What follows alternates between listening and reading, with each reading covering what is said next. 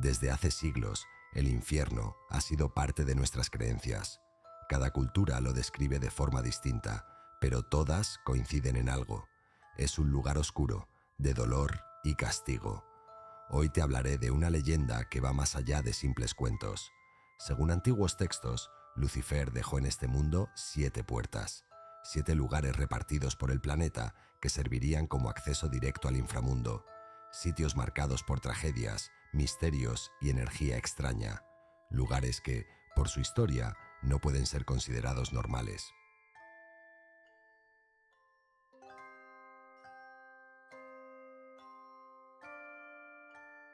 En medio del abrasador desierto de Karakum, en Turkmenistán, hay un lugar donde la tierra misma parece haberse rendido al fuego. Lo llaman el Pozo de Darbaza, pero para los que lo han visto de cerca, su verdadero nombre es otro, la Puerta del Infierno. Imagínate caminando bajo un cielo estrellado, rodeado de arena y silencio. De pronto, a lo lejos, una luz anaranjada tiembla en el horizonte. No es un fuego común, es un abismo de llamas, un cráter de 70 metros de ancho y 30 metros de profundidad que desde hace más de medio siglo arde sin descanso. Y no es una exageración decir que arde como si el mismo infierno hubiese abierto la boca en la tierra. Todo comenzó en los años 70, cuando geólogos soviéticos perforaban el suelo buscando gas natural. Sin quererlo, colapsaron una caverna subterránea cargada de metano. El terreno cedió, tragándose las máquinas y dejando atrás un pozo que vomitaba gas tóxico. Para evitar una tragedia mayor, tomaron una decisión extrema: prenderle fuego. Los soviéticos pensaron que las llamas consumirían el gas en pocos días. Hoy, más de 50 años después, el fuego sigue ardiendo, día y noche, sin tregua, sin pausa. En 2013, el explorador George Kourounis decidió enfrentarse cara a cara con este monstruo de fuego. Descendió al corazón del cráter, protegido solo por un traje resistente al calor. Tuvo apenas 17 minutos. 17 minutos para recolectar muestras, fotografiar aquel abismo y salir de allí antes de que el calor lo matara. Cuando regresó a la superficie, confesó que nada lo había preparado para ese lugar. Era más caliente, más aterrador y mucho más grande de lo que jamás imaginé. Hoy, las imágenes de la Puerta del Infierno circulan por todo el mundo. Turistas curiosos viajan desde rincones remotos para ver de cerca el resplandor sobrenatural. El gobierno de Turkmenistán ha amenazado más de una vez con apagarlo, preocupado por la contaminación y el peligro que representa. Pero sellar el cráter no es fácil. El metano sigue fluyendo desde las profundidades y cualquier intento imprudente podría provocar una explosión devastadora. Un experto del Imperial College de Londres lo advierte claramente: me preocupa el riesgo de explosión. Así que ahí queda la eterna pregunta flotando en el aire sofocante del desierto: ¿apagarlo o dejarlo arder? La puerta del infierno sigue abierta. Nadie sabe cuánto tiempo más estará allí, tragando aire, escupiendo fuego, y mientras arda, los rumores crecerán. Algunos dicen que bajo el cráter hay algo más que gas, que los susurros que el viento arrastra por las dunas no son solo del metano ardiendo, sino de algo que espera, paciente, debajo, algo que nunca debimos despertar. ¿Te atreverías a acercarte?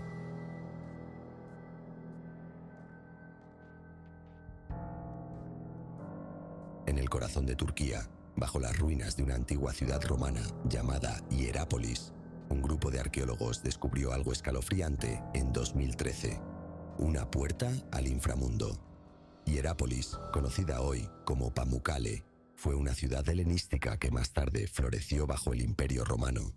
Gracias a antiguos manuscritos y textos clásicos, como los de Plinio el Viejo y Estrabón, los arqueólogos buscaban un lugar legendario, un sitio del que decían que quien lo cruzaba moría al instante. Y así fue como el equipo de Francesco D'Andria llegó hasta una cueva donde encontraron decenas de aves muertas. El aire parecía envenenado, pero había más. Junto a la entrada, una estatua de Cerbero, el perro de 3 cabezas que, según la mitología, custodiaba el acceso al inframundo. No había duda, habían encontrado la puerta de Plutón. ¿Pero por qué morían los animales? La ciencia tiene la respuesta. Una bolsa de gas, CO2 tóxico, brota desde el interior de la cueva. Como el gas es más denso que el aire, se acumula cerca del suelo. Las aves y pequeños animales caen sin vida, mientras que los antiguos sacerdotes, más altos y quizás conteniendo la respiración, salían ilesos. ¿Milagro o truco? Durante siglos, esta puerta permaneció oculta. Fue destruida en parte por cristianos en el siglo VI y luego sepultada por terremotos. Pero los indicios estaban ahí, esperando ser redescubiertos. Hoy, esta entrada al inframundo es solo uno de los muchos secretos de Hierápolis. Allí también se hallan baños romanos, un teatro, un templo dedicado a Apolo y, según Dandria, incluso la tumba del apóstol San Felipe, enterrada entre los restos de una iglesia antigua. ¿Mito o realidad? Hierápolis guarda las huellas de los dioses y de los muertos.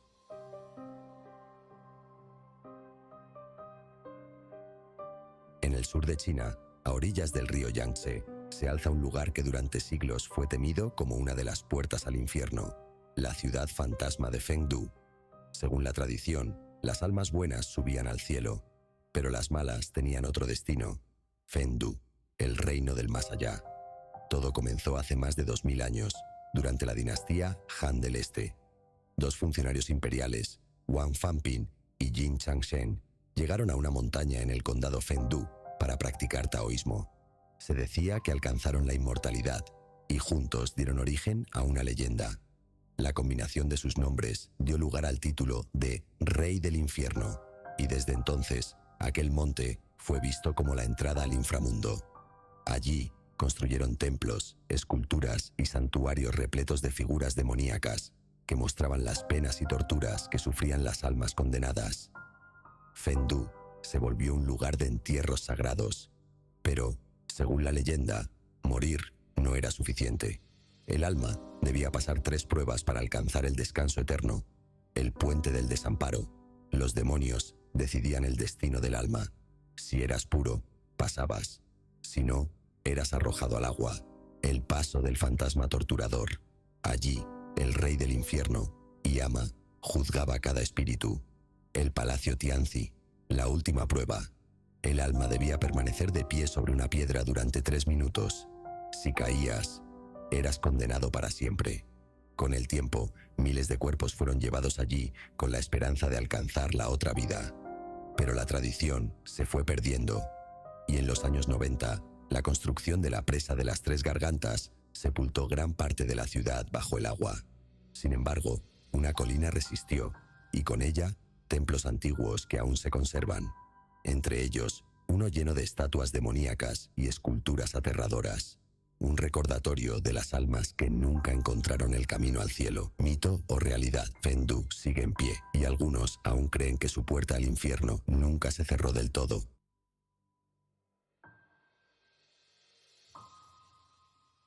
Hay un lugar en el corazón de Nicaragua donde el suelo arde, el aire quema y el miedo se respira. Un lugar donde el fuego nunca duerme. Un sitio que los antiguos temían y los conquistadores maldijeron. Ese lugar es el volcán Masaya, conocido por muchos como la boca del diablo. Desde lejos, Masaya parece una simple montaña, pero al acercarse, la ilusión se rompe. Lo que habita en su interior es un abismo humeante, una caldera que escupe gases tóxicos y relámpagos de fuego. Su cráter principal, Santiago, contiene un lago de lava hirviente, visible incluso de noche, como un ojo rojo encendido en medio de la oscuridad. La historia de terror comienza mucho antes de que existieran mapas o fronteras. Para los pueblos originarios, Masaya era sagrado. Creían que allí vivían los dioses del inframundo, hacían rituales, ofrendas y, según cuentan algunas leyendas, incluso sacrificios humanos para calmar la furia del volcán. Pero cuando llegaron los conquistadores españoles, todo cambió. El fraile Francisco de Bobadilla fue uno de los primeros en acercarse al cráter. Lo llamó la boca del infierno. Dijo haber sentido una presencia maligna allí, como si el diablo mismo lo observara desde las entrañas de la tierra. Ordenó levantar una cruz de piedra junto al borde del cráter. Hoy aún se le conoce como la Cruz de Bobadilla y muchos aseguran que es lo único que impide que las fuerzas oscuras escapen del volcán. El Masaya no es solo fuego, es un volcán activo y peligroso. Ha entrado en erupción decenas de veces y cuando lo hace, no avisa. En 1772 arrojó tanta lava que iluminó los cielos durante días. En 2001 volvió a rugir, escupiendo fuego y cenizas que oscurecieron el sol. Y hoy, aún despierto, emana un constante resplandor infernal, visible desde kilómetros. Pero lo más escalofriante no es la lava, sino lo que muchos dicen ver. Testimonios de turistas y trabajadores del parque natural aseguran haber sentido voces en la bruma, siluetas en el humo y un susurro lejano que proviene del cráter cuando el viento sopla. Algunos afirman que el Masaya no es solo un volcán, sino una puerta sellada, un umbral a otro mundo esperando a ser abierto. Hay quienes lo visitan por la belleza, otros por la ciencia, pero algunos aseguran que el Masaya llama a ciertas personas, que atrae a los que cargan oscuridad en el alma, que no todos los que bajan a su borde regresan siendo los mismos, porque una vez que miras dentro del cráter, el cráter también te mira a ti.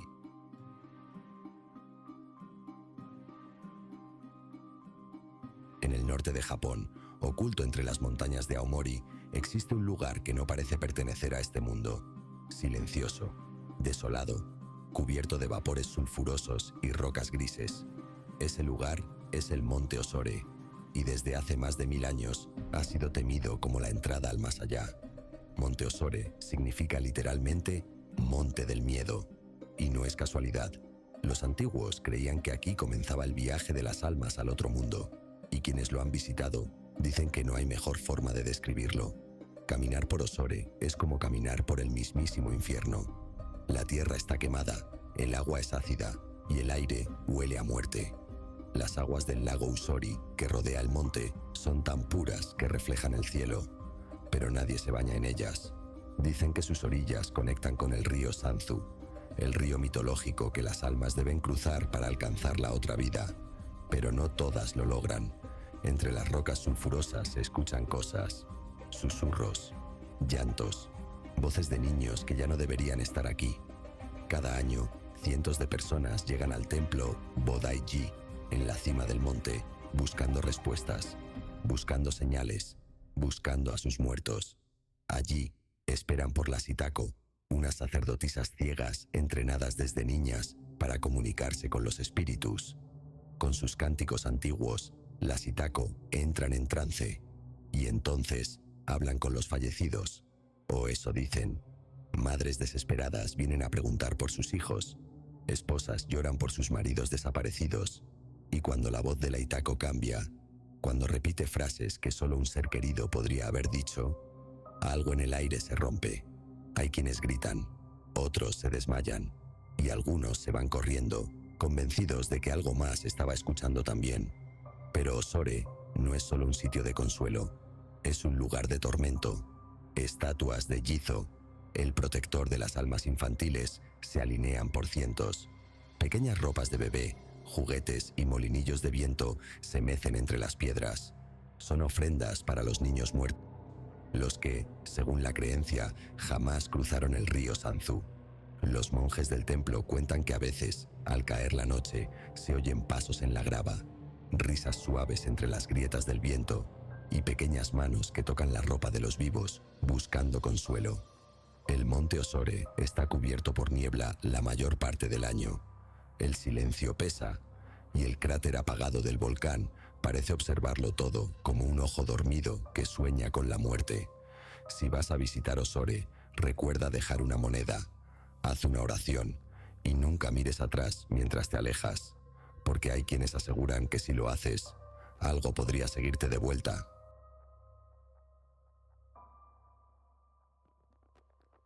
En el corazón de la Sierra de Madrid, entre montañas y nubes eternas, se alza una mole de piedra fría y silenciosa, el monasterio de San Lorenzo de El Escorial. A primera vista, parece una joya del Renacimiento español, una obra maestra encargada por el rey Felipe II, pero si caminas por sus pasillos al anochecer, si prestas atención al eco que resuena bajo las bóvedas, algo cambia. Dicen que las piedras del Escorial respiran oscuridad. Fue construido en el siglo XVI, no solo como un monasterio, sino como palacio, biblioteca, mausoleo y cárcel del alma. Felipe II lo mandó levantar tras una victoria sangrienta en la batalla de San Quintín como agradecimiento o como penitencia. Se decía que el rey prudente era un hombre profundamente religioso, pero también profundamente obsesionado con la muerte. Eligió el lugar con precisión milimétrica, según algunos relatos, sobre una antigua puerta al infierno, una grieta en la tierra donde se creía que las fuerzas del mal emergían. Quería sellarla con piedra, oración y sacrificios. Allí están enterrados casi todos los reyes de España, en el Panteón de los Reyes, un círculo de mármol helado donde los sarcófagos de emperadores y reinas duermen. O tal vez no. Hay testimonios, silencios que duelen, visitantes que han oído pasos tras ellos cuando no hay nadie, puertas que se abren solas, susurros en la capilla, donde una vez Felipe II agonizó lentamente entre reliquias sagradas y demonios personales. En la biblioteca se guardan manuscritos prohibidos, tratados de alquimia, libros herejes, grimorios. El mismo Felipe los coleccionaba, obsesionado con el conocimiento del más allá. Algunos monjes creían que ciertas noches las letras de esos libros se movían solas, que las estanterías ocultaban más que sabiduría, puertas a lo desconocido.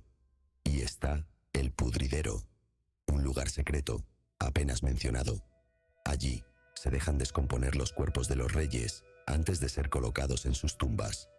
Un cuarto silencioso, sellado, húmedo, lleno del olor de la muerte real.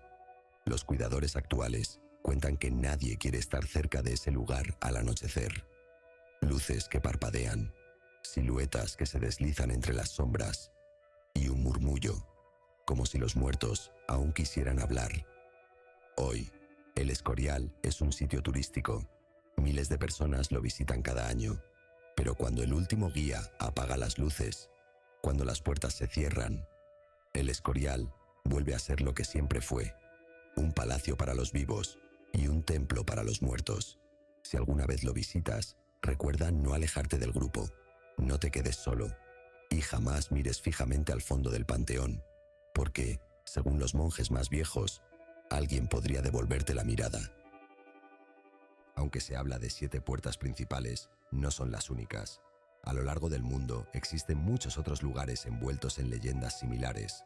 El lago del Averno, en Italia, que los antiguos romanos creían era la entrada directa al inframundo. El castillo de Houska, en la República Checa, construido, según cuentan, para sellar una grieta al infierno. El volcán Hekla, en Islandia, que durante siglos fue visto como una chimenea del mismísimo infierno. O el Purgatorio de San Patricio, en Irlanda, una cueva donde los pecadores podían expiar sus culpas o perderse para siempre. Y la lista sigue, porque las puertas al otro lado podrían estar más cerca de lo que creemos.